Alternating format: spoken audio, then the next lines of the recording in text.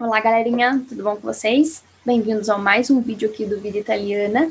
Hoje o vídeo é um pouquinho diferente, hoje teremos uma participação especial e o assunto do vídeo vai ser sobre tradução de documentos na Itália, tá ok?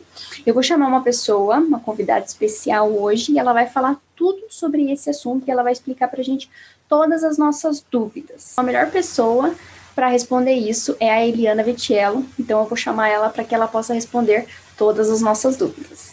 Então, minha gente, chamei aqui a Eliana Vitiello. Gostaria muito que ela se apresentasse para vocês, que ela falasse um pouquinho dela para vocês. E agora eu passo o bastão para ela. Então, Eliana, conta um pouquinho de você, o que você faz e um pouquinho sobre o seu trabalho. Boa tarde, primeiramente, obrigada pelo convite.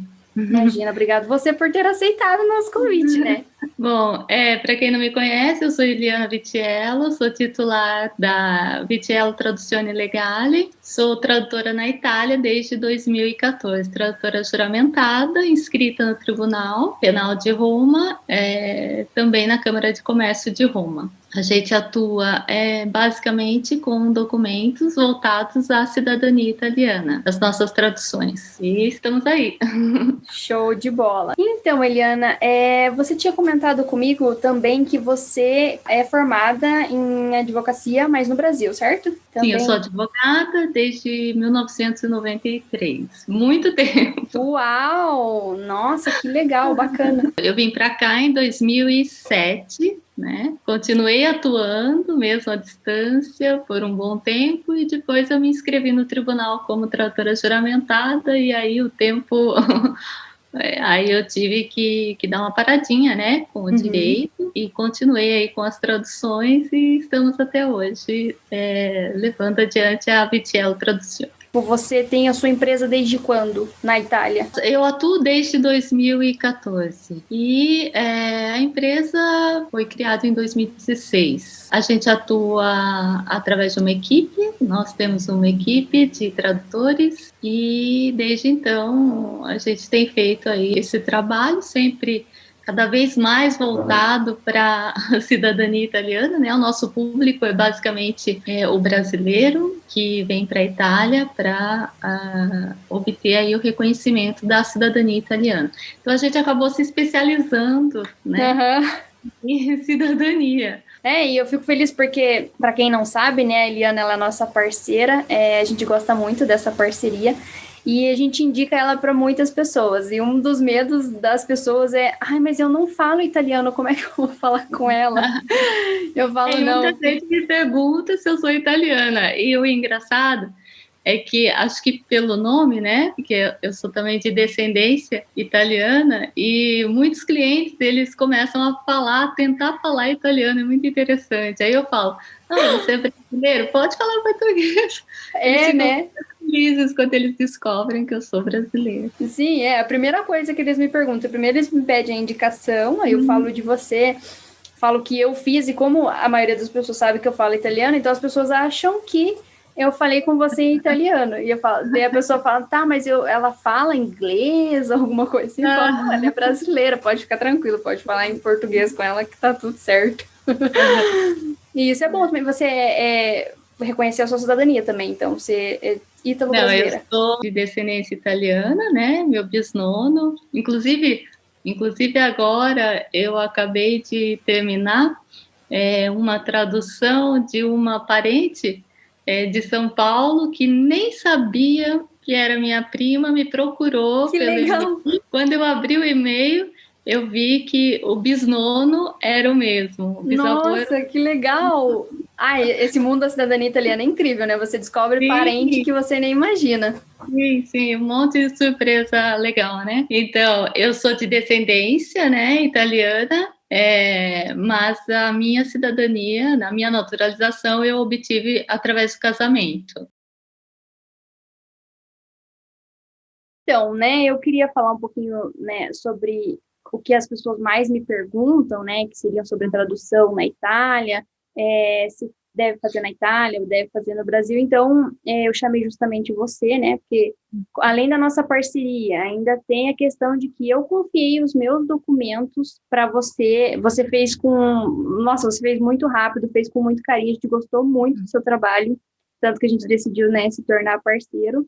E eu acho que você é a melhor pessoa para responder essas questões que muitos dos nossos seguidores, inscritos perguntam.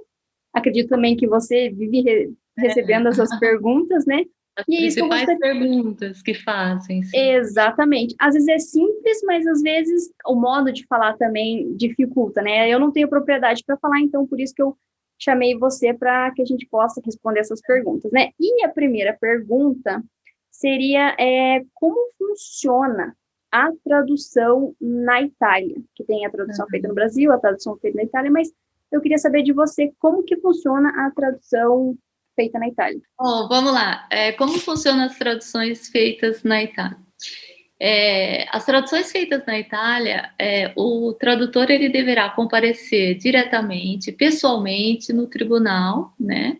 Ou no tribunal, ou perante o notário, ou perante o juiz de paz. Nós nos dirigimos sempre no Tribunal Ordinário de Roma. Devemos levar conosco o documento original, a tradução e um verbal de juramento. Então, esses documentos eles vão ser grampeados. Então, aqui está o documento original e a apostila, a tradução e depois, por último, o verbal de juramento. Nada mais é do que uma espécie de ata com todos os dados identificativos do tradutor, o tipo de documento e a língua, né? A língua de origem, a língua de destino. E esse documento aqui, ele será assinado, seja pelo tradutor, que pelo funcionário lá do tribunal, o cancelliere, né? Esse funcionário tem fé pública, então ele vai assinar, ele vai carimbar e vai dar ao documento um número, né? Então, esse número, ele vem registrado no livro que eles têm ali. Então, esse documento se tornou um documento oficial, um documento com valor legal para que possa ser entregue no seu processo administrativo, judicial. Então, nós temos no verbal de juramento, o tradutor, ele vai tem ali uma fórmula, né, de juramento, onde ele se compromete, se responsabiliza civilmente e penalmente pelo conteúdo traduzido, né? Então, o documento ele tem que ser traduzido com base no conteúdo original, ele não pode fugir disso, né? Ele não pode alterar nada. E uma tradução juramentada é uma tradução completa, né?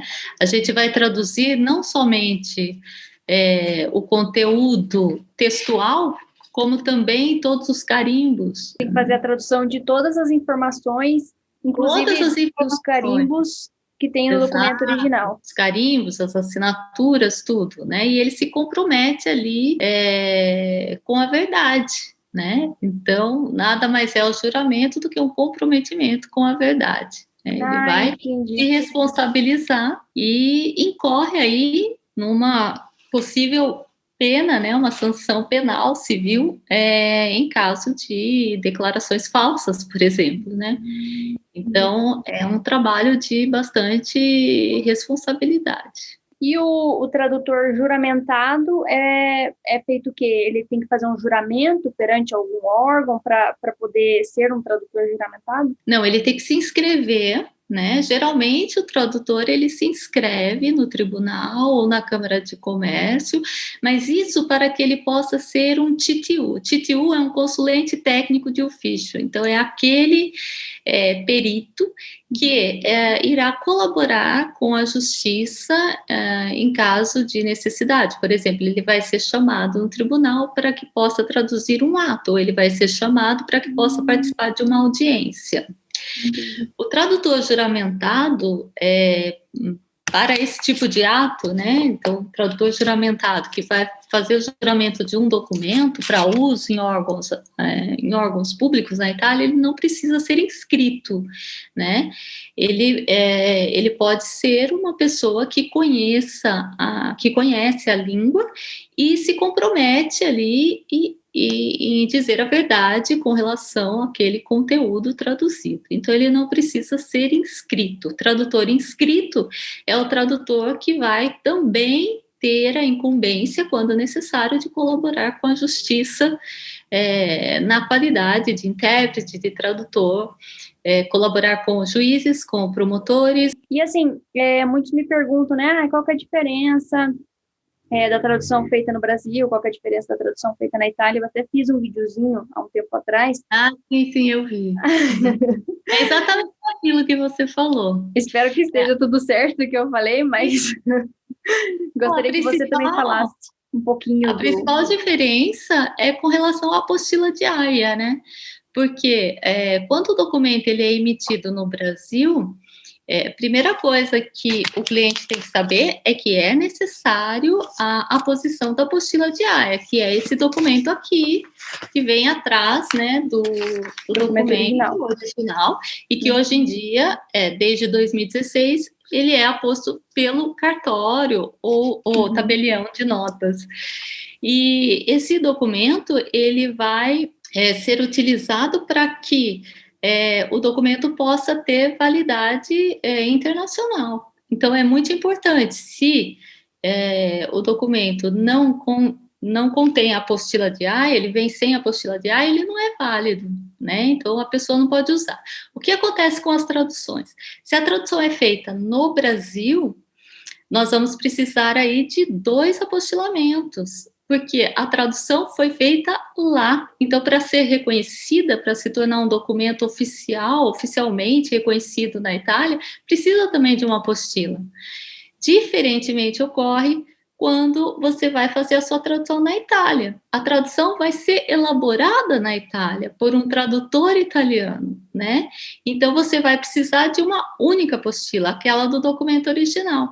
A apostila na tradução feita na Itália é dispensada, né? Dispensável, você não vai precisar dela. É bem isso que as pessoas também fazem confusão, e é importante salientar, como você mesmo falou, é que o original, independente da tradução, tem que estar apostilado, né, no Brasil, porque esse documento, se você for fazer tradução no Brasil, ele vai ter que ter apostila para fazer a tradução e depois apostilar de novo. Se você for fazer na Itália, o documento original ele tem que estar apostilado, porque chegando na Itália vai ser feito apenas a tradução. Você falou, né, que você é advogada no Brasil e que vocês, né, acabaram se especializando ali em cidadania italiana, então vocês conhecem bastante do processo. Eu queria te perguntar se, por exemplo, porque as pessoas que pedem as traduções com você, elas vão confiar os documentos delas em você, né? E eu gostaria de saber se você, já que você tem toda essa carga, todo esse conhecimento, se você faz como se fosse uma pré-análise ali dos documentos, para que não tenha nenhum problema depois que você traduzir e de repente a pessoa não tinha corrigido alguma coisa que precisava. Eu queria saber se você faz algum tipo de análise antes da sua tradução nos documentos dos seus clientes. Uhum. Bom, geralmente quando o cliente chega até nós, ele já vem ou com assessor ou com advogado, que vão fazer a análise deles, né? Uhum. Então, quando o documento ele chega para ser traduzido, ele já foi analisado. Mas, muitas vezes, existem erros materiais até mesmo na apostila. Isso é muito importante, porque o advogado ele não vai ver o documento após o apostilamento, já chega direto para o tradutor. Então, a gente desenvolveu assim, um olho clínico e consegue detectar erros materiais, principalmente nas apostilas. Mas não só isso, né? Bom, se a gente detecta esse tipo de erro, o cliente ele vai ter a possibilidade de refazer antes de nos mandar, né? Porque nós damos início com os PDFs. Não significa que nós podemos jurar os PDFs, as cópias. Sim. Mas nós damos início com o PDF. Isso é muito importante para otimizar o trabalho. O fato de ser advogada, claro, mas não somente eu, as meninas também, apesar de não serem advogadas, elas conseguem detectar erros, sim, alguns erros materiais, alguns erros de matrícula, alguma informação ali errada no confronto da matrícula e do texto, que fala o número do livro, número de páginas. Às vezes tem algum errinho ali que elas conseguem detectar. Também alguns outros erros que poderiam causar algum tipo de problema, mas quando acontece isso, a gente já conversa com o advogado, com o assessor, porque geralmente não são erros grandiosos, né? relevantes, detalhes. Porque eles analisam bem, a gente trabalha com pessoal bem competente nessa área e eles analisam bem. Que bom que você analisou meus documentos e não achou nada errado, porque foi tudo eu que fiz. Não teve advogado, não teve assessor, não teve nada. Então, quando o cliente, isso mesmo, quando o cliente vem sozinho, a gente tem que prestar mais atenção, é verdade. E graças a Deus deu tudo certo, né? Eu fui reconhecida, tá tudo certo. Graças a Deus. E uma dúvida, você falou que tem alguns erros no próprio apostille? Sim, às vezes, por exemplo, vou te dar um exemplo bobo, né? O documento é certidão de casamento de fulano, aí na apostila tá certidão de nascimento, né?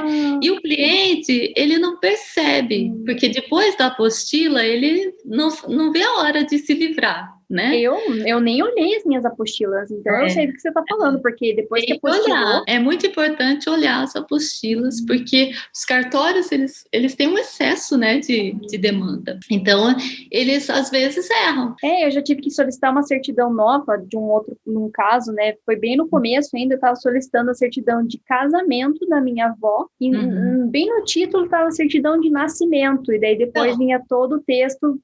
que às vezes você não percebe, né, porque, né, a gente não percebe. Então, assim, a gente faz uma pré-análise, né, para ajudar também, né. Até para a gente entender a linha. Uma coisa que acontece muito, e isso as meninas são espertas, elas fazem geralmente a árvore genealógica, né? Quando chega a documentação. E às vezes falta um documento, ela só fala, Eliana, tá faltando o documento tal, vê com o cliente, entendeu? Que legal. Então, isso é importante. É isso aí, graças a Deus os meus documentos deu tudo certo, e você que fez as traduções, né? E eu queria até te perguntar uma coisa e deixar claro também para as pessoas uma coisa que me ajudou bastante. Bom, eu juntei todos os meus documentos, estava tudo preparado para fazer, né, a apostila em Curitiba, porque eu moro em Curitiba, né, estava muito caro. Eu mandei tudo para minha prima em Santa Catarina, então, ó a logística do negócio. E daí ela fez os apostilamentos para mim, e daí eu entrei em contato com você para você fazer as traduções para mim. E o mais incrível é que você falou que a DHL ia buscar para mim os documentos. Então, assim, para mim foi maravilhoso, porque eu não precisei pedir para minha prima enviar, para depois eu enviar para você. Não precisei pedir para minha prima enviar para você. Então, assim, você fez tudo para mim. Você pegou o endereço dela e a DHL foi lá retirar os documentos. E, que nem eu falei, para mim foi perfeito, porque eu nem ia com os documentos para a Itália, eu ia pegar os documentos depois na Itália, quando eu fosse fazer o processo. Então, eu queria que você falasse um pouquinho dessa comodidade, né, essa tua vantagem que você tem se tratado aí com a DHL, né, para você falar um pouquinho, que eu acho que é interessante também as pessoas saberem que é super cômodo, né, na minha opinião, é maravilhoso. Então, a nossa empresa, ela tem aí um contrato com a DHL já há bastante tempo.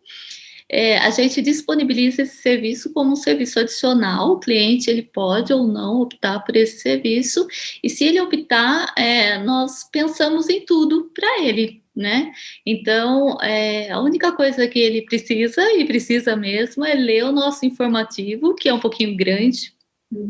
E ali nós explicamos detalhadamente como o cliente deverá proceder na montagem da pasta para que possa ser enviada para a gente, né?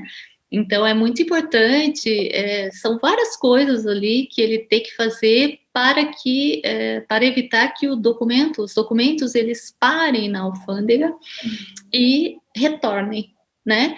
Então, existe uma série de coisas que está lá no nosso informativo, e quem nos contatar vai receber o nosso informativo. E é bom ler certinho para não ter nenhum problema.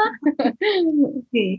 São vários detalhes, né? E aí a pessoa fica já com a documentação preparadinha, com os invoices já impressos, para que possam ser entregues ao correio da DHL, que passará na casa do cliente no dia em que o cliente escolher. Terá 4 horas para passar, então ele vai escolher o dia e a faixa horária. Aí o correio vai lá, retira e traz para a gente em 4 dias, mais ou menos. A gente faz serviço não só no Brasil, mas Estados Unidos também, em qualquer país do mundo, né? Então, existe essa comodidade. Ou então um cliente está na Holanda, está na Alemanha, está na Espanha, a gente manda retirar, traz para a gente faz a tradução, o juramento e depois devolve, sempre com a DHL. E eu lembro que eu li também, né, esse contrato, e eu lembro que tinha também um valor de seguro, né, caso tivesse algum problema. Sempre segurados, sim, são sempre segurados. O nosso valor, muito embora a gente coloque no informativo também o valor sem o seguro, para o cliente optar, a diferença é de 4 euros, com seguro e sem seguro. Não compensa. O problema é que no Brasil, né, em caso de extravio, que nós não nos responsabilizamos, e isso deixamos claro ali no nosso informativo, nós apenas auxiliamos o cliente na preparação da documentação e oferecemos a comodidade de fazer o invoice para ele. Então, em vez do cliente entrar no site, fazer o invoice, nós que vamos fazer, né? Sim. Mas a empresa Vitiello não se responsabiliza em caso de extravio, em caso de danos no documento, porque eu não posso me responsabilizar por isso, né? Mas a gente se utiliza aí de um valor de seguro, e esse valor é de 4 euros, e o seguro de documentos é de R$1.000, né? É um seguro baixo, mas é o seguro que eles oferecem. Caso o cliente queira fazer um seguro do valor real da documentação que ele gastou, ele tem que se dirigir na DHL e declarar aquele valor gasto, né? E fazer um seguro maior. Ele tem essa opção também, só que ele vai pagar um pouquinho mais. Eu acho que era isso. Bom, as perguntas que eu tinha eram basicamente essas, né? Queria finalizar agora, queria saber se você tem alguma coisa a acrescentar, né? E queria te agradecer muito por você ter disponibilizado seu tempo. Eu sei que o seu tempo é precioso, que é difícil você estar aqui, mas eu agradeço de verdade, e agradeço porque os nossos seguidores também, nossos inscritos, eles vivem me perguntando, e eu achei que a melhor pessoa para responder a você. E fico feliz que você tenha respondido e que você tenha dado esse tempinho aí pra gente. E queria saber se você quer acrescentar alguma coisa, se dizer também que quem quiser entrar em contato com você, eu vou deixar o teu e-mail aqui na descrição desse vídeo. Então, a Eliana faz traduções juramentadas na Itália. Ela é maravilhosa, ela fez os meus documentos, deu tudo certo. Quem quiser, é só chamar ela ali no e-mail que eu vou deixar na descrição. E chega de falar, eu vou deixar você falar, né? Se você quiser acrescentar alguma coisa aí. Não, eu só me coloco à disposição, né, do pessoal que queira esclarecer alguma dúvida. Às vezes tem dúvidas, traduzir no Brasil ou na Itália, e quer saber as vantagens. Então a gente está sempre aí ligada, está sempre à disposição para responder qualquer tipo de pergunta. Lembrando que a tradução não é só preço, né? Então, que o cliente tenha esse tipo de consciência, né? Então, tem que analisar bem, né? O profissional, procurar as referências desse profissional, né? Principalmente, Sim. Se ele tem ou não boas referências, procurar sempre, sempre, sempre. E é isso. Eu me coloco à disposição, eu e a minha equipe.